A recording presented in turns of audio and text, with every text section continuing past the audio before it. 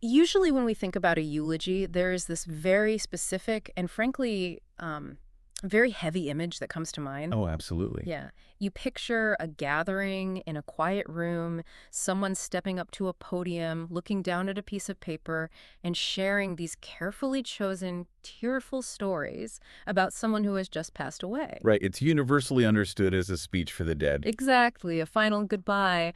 But the source material we are diving into today, it completely blows up that traditional understanding. It really does. We are looking at a fascinating stack of modern philosophical and theological essays that argue a eulogy isn't about death at all. It is actually a vibrant, active mode of perception for the living. Which is, it's wild because we are so deeply conditioned to associate the word with grief and finality, with looking backward at a closed chapter. Yeah. But the philosophical text we are exploring today suggests that a eulogy is a highly specific lens.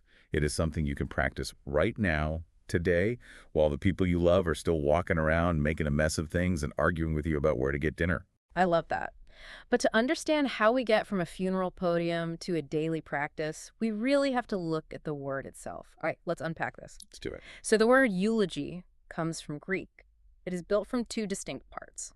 First, you have eu, which means good, true, or well, and then logos. Right, logos, which is not a small word. No, not at all. Logos is one of those massive loaded terms that translates roughly to word, reason, or the underlying pattern of a thing. And you really cannot gloss over that second part if you want to understand the mechanics of this idea.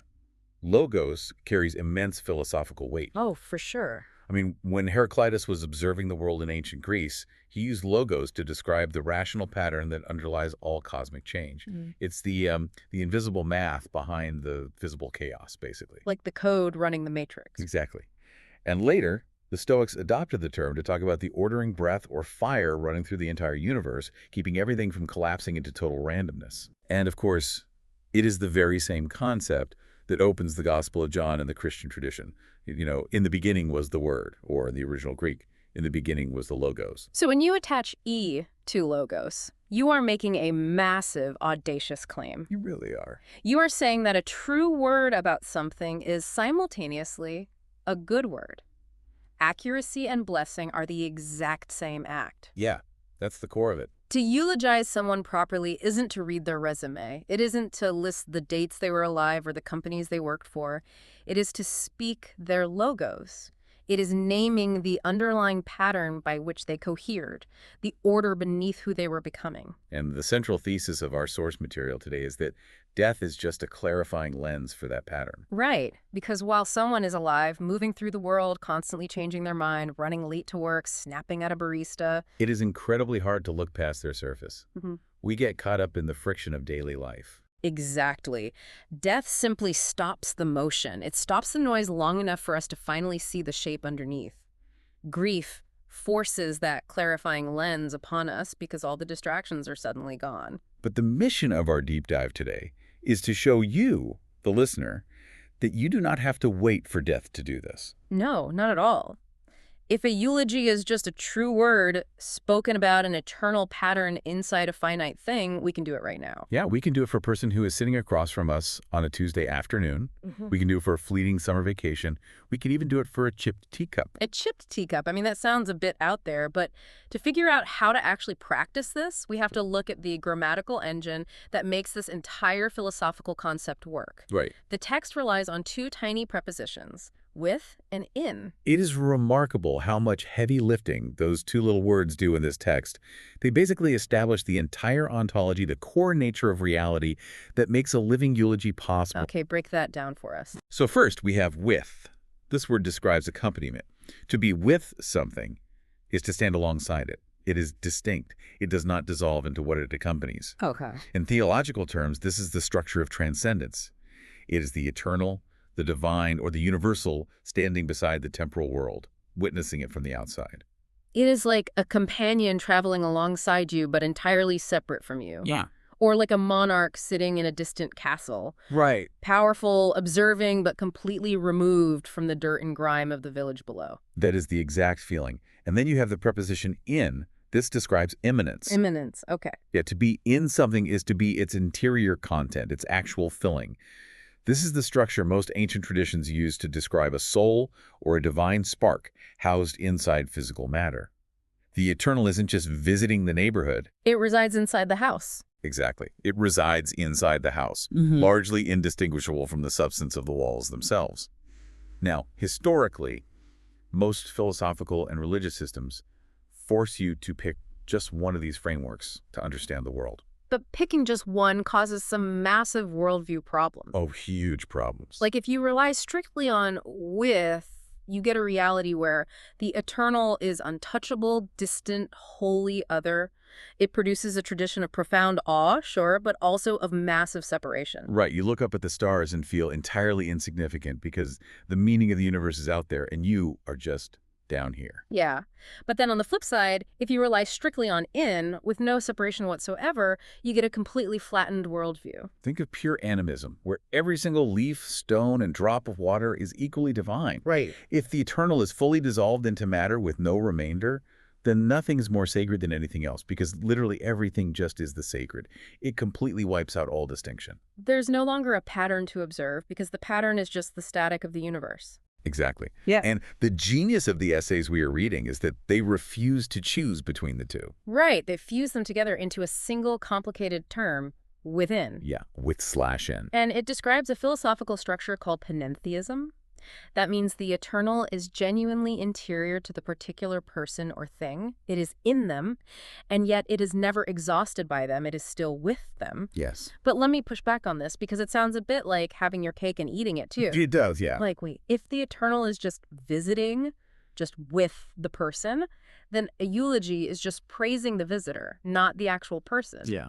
But if it is completely dissolved in the person, doesn't that mean the eternal dies the moment the person's heart stops beating?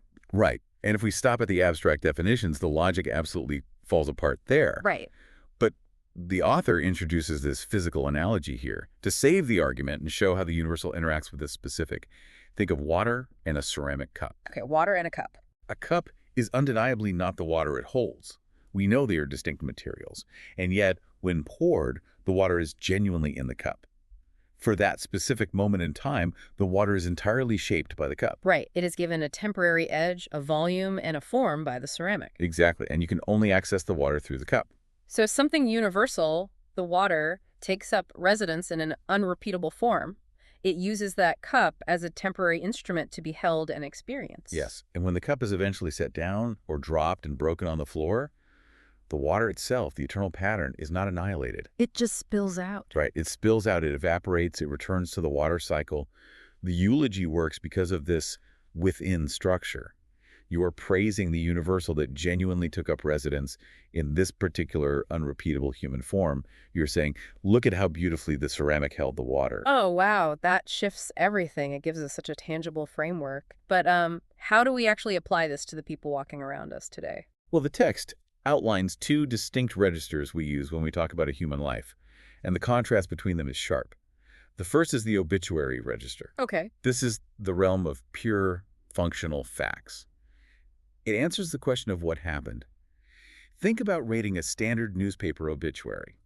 Born in 1950, worked as an accountant for 40 years, served on the local school board, survived by 2 children and 3 grandchildren. It is entirely true information, but it is entirely replaceable information. Exactly. Like that same structural scaffolding could describe thousands of different people in thousands of different cities.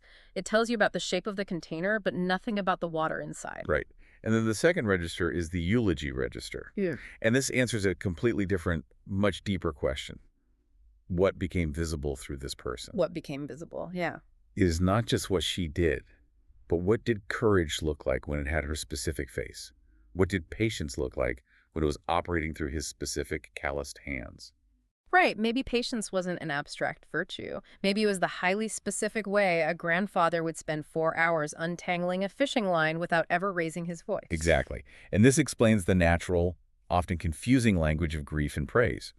When people stand up to give eulogies, they instinctively reach for paradoxes to describe this register. Paradoxes, like what? You will hear phrases like, she made the mundane feel holy, or he was entirely his own weird self, yet somehow exactly what we all needed him to be. Right, right. On the surface, if you analyze that logically, it sounds like sloppy emotional thinking. But the text argues, however, that it is the absolute highest form of accuracy. Really? Yeah, it is the only honest way to describe a universal eternal quality, the with, discovered inside an irreplaceable, highly flawed person, the in. The universal needed a local habitation, and it found one, briefly, right there in that grandfather untangling the fishing line. Here's where it gets really interesting based on the text. There's this brilliant distinction made between biography and eulogy. Oh, yeah. Biography catalogs the instrument. It tells you about the wood, the tightness of the strings, the historical era of the maker. But a eulogy listens for the music. Beautifully put. But wait, if the music, the logos, doesn't actually need the single human body to exist, doesn't that make the human instrument feel a little, I don't know, disposable? That's a very fair question. Like, we are just temporary interchangeable Bluetooth speakers for an eternal cosmic broadcast. The author actually addresses that sense of disposability directly, offering a profound perspective on the nature of human grief. What is lost when someone dies is not the song itself. The universe does not lose the capacity for courage or tenderness or humor. Right, those things are eternal. They survive the breaking of the cook. Exactly. What is lost entirely and permanently is the irreplaceable way the song once sounded. Think about playing a piece of music on a rare Stradivarius violin and then playing that exact same sheet music on a cheap factory-made guitar. The song is the same, but the acoustic resonance, the specific timbre and texture of the sound is vastly different. Yes. When a person dies, their specific acoustic resonance is gone forever. That is exactly what we mourn. To eulogize the living, then, is to actively listen to and name that music while their specific instrument is still playing. You are looking at a friend and telling them, I hear the music of hospitality in you, and I love the way it sounds in your specific key. Yes, exactly. It is so incredibly powerful. But the text doesn't stop with human beings. If humans can be vessels for the eternal, what about non-human things? Right. What about the places we live or the objects we keep on our shelves? The essays argue that they function under this exact same within logic. Think about temporary contexts in your own life. A specific sunset that lasts exactly 10 minutes before fading to gray. A historical hour, like the feeling in a city right after a major championship win. Or a golden summer you had with your friends in your early 20s. Yeah. The text argues that these eras, these fleeting moments, are vessels just like people. The mistake we make in our grief when a chapter closes is believing that because the house is sold or the era is over, the meaning itself has been extinguished. Have you ever returned to an old childhood spot, maybe the woods behind your old house, or a neighborhood park you haven't seen in 20 years and felt like the air was just strangely charged? Absolutely. Or like the barrier between the past and present in that specific geographical spot was thin? The text argues that you aren't just feeling neurological nostalgia, you are actually checking for the uncanny residue of an eternal pattern that once lived there. The in is gone. That specific time of your life is over. The friends have moved away, but the with left a trace. The ceramic cup is gone, but the table is still wet. I love that. The table is still wet. Yeah. That trace is the lingering resonance of meaning. And this brings us to physical objects, which actually present the cleanest, most stripped-down version of this philosophical structure. Well, objects have no interior life, no consciousness of their own. A river stone does not wake up and feel itself to be sacred. Yet certain objects clearly function as powerful thresholds. The text points to a vivid example from Hindu iconography, Saraswati, the goddess of knowledge, music, and the arts. Right. She is almost always depicted holding a specific stringed instrument, the veena. And holding the veena isn't just a decorative artistic choice to show she likes music. It is a massive theological statement about how matter and spirit interact. Yes. The physical instrument itself is entirely inert matter. It is just carved wood and tight strings. If you leave it in a room, it does nothing. But it becomes a channel. The instant something eternal, like harmony, devotion, or divine inspiration, passes through it. Right. And the mechanics of the instrument are vital here. The sound depends entirely on the physical tension of the strings stretched across the fixed structure of the wood, interacting with the animated breaths and movement of the player. So the physical instrument is intimately in the music's becoming. Exactly. It is required for the music to manifest in the physical world, without ever being the eternal source of the music itself. Think about what this means for your own life, sitting in your house right now. This explains so much about the bizarre nature of human emotion. This is exactly why you might intensely grieve the loss of an object that has zero market value. Yes. A worn-out reading chair that has been in your family for 3 generations. A cheap, tarnished necklace handed down from your grandmother. You aren't crazy for crying over a $10 piece of metal or a ratty cushion. No, not at all. It wasn't just an object, it was a physical eulogy. It was a threshold where a universal meaning, love, safety, belonging, took up residence for a while and resonated in your life. It was a true word spoken in physical matter rather than in language. And just like a person, when that object breaks, burns in a fire, or is lost in a move, you mourn the loss of that specific local habitation of meaning. You aren't mourning the brass of the necklace, you are mourning the lost threshold to your grandmother's specific pattern of love. Exactly. Right. It is such a comforting, layered way to look at the material world. We've gone from the micro, a single person across the dinner table, a teacup, a worn chair, to the macro. Yeah. And the text scales this entire concept all the way up to the cosmos to show us how to practice this as a daily discipline. Okay, let's talk about the cosmic scale. So if eulogy is fundamentally the act of naming the eternal through its temporary expressions, we find the largest scale, most ambitious version of this in devotional literature, specifically the Indian tradition of stotra and stuti, which are hymns of praise. Right. The essays highlight the Vishnu Sahasranama, which translates directly to the 1,000 names of Vishnu. And what's amazing about reading the 1,000 names is that it is not an obituary. It isn't a biography of Vishnu's historical accomplishments or a list of geographical battles. No, it is a perpetual present tense eulogy. It offers 1,000 different angles of approach to something that is infinite. Wow. Each name on that list is a partial, true word, a eulogia, gesturing at a pattern that is simply too vast, too complex to be captured by any single noun. If you only had one name for the divine, you would trap it in a single concept. That makes total sense. By using 1,000 names, the text acknowledges that no single word exhausts the eternal. Each name holds the eternal briefly, the exact same way a single person or a childhood context does, and the eternal remains with the whole list, never collapsing entirely into just one entry. That just clicked something massive into place for me. Yeah. Every single eulogy we give in our daily lives, whether it is a toast for a lifelong friend at a wedding, an emotional goodbye to a childhood house, or just standing in awe of a beautiful sunset, is just a miniature, highly localized Sahasranama. Yes. What a beautiful way to phrase it. It is our incomplete, stumbling attempt to give eternity a temporary name, using the few minutes and the few sentences we have been given in this lifetime. We only have a handful of stories to tell about a loved one when we stand at a podium, because a handful of stories is all the time a single human life affords us to witness. Right. But the underlying conviction is the exact same as the ancient hymns. The eternal does not show up in the abstract. You cannot hug the concept of love. No. It shows up as something. It shows up as a specific nickname, a recognizable laugh, a worn chair by the window.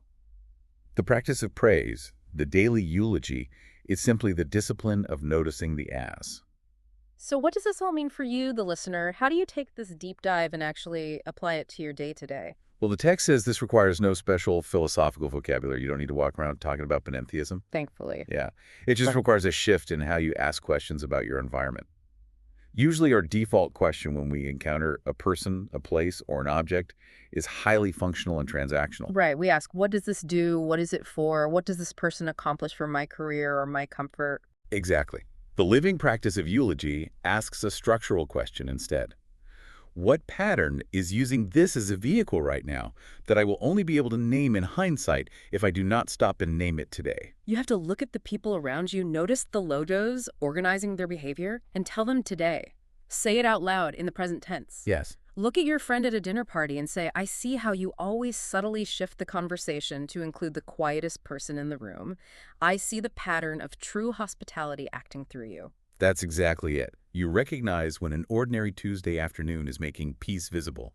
You notice when a kitchen table becomes more than just a place to eat. It is an act of rigorous, honest perception. It really is. You are refusing the convenient, lazy fiction that meaning only becomes clear in retrospect once the person is gone. You are taking on the harder, much more beautiful discipline of reading the eternal while it is still, temporarily, sitting right in front of you drinking coffee. Because death doesn't create the eulogy. It doesn't magically generate meaning that wasn't there yesterday. It just reveals the structure that was humming along the entire time. Right. The eternal is already standing beside you, and it is filling the unfinished, messy, undramatic now. A true word, spoken at the exact right moment, about the right pattern, in the right particular form, is simply a small act of eternity finally recognizing itself in the mirror of the physical world. I love that. I want to leave you with a final thought to mull over as you go about the rest of your day, taking this idea just one step further. Okay. If a eulogy captures the eternal pattern playing through the instrument of our lives, what happens when we inevitably change? Oh, wow. The music playing through you today, your specific patience, your current ambitions, is likely entirely different from the music that played through you 10 years ago. As you grow, learn, and put up down, your instrument changes shape. Does that mean we aren't just owed one eulogy at the end of our lives, but rather we are a walking graveyard of past eulogies, constantly setting down old music to pick up a new tune? Think about the old versions of yourself and what eternal pattern they were perfectly designed to play as you go about your day.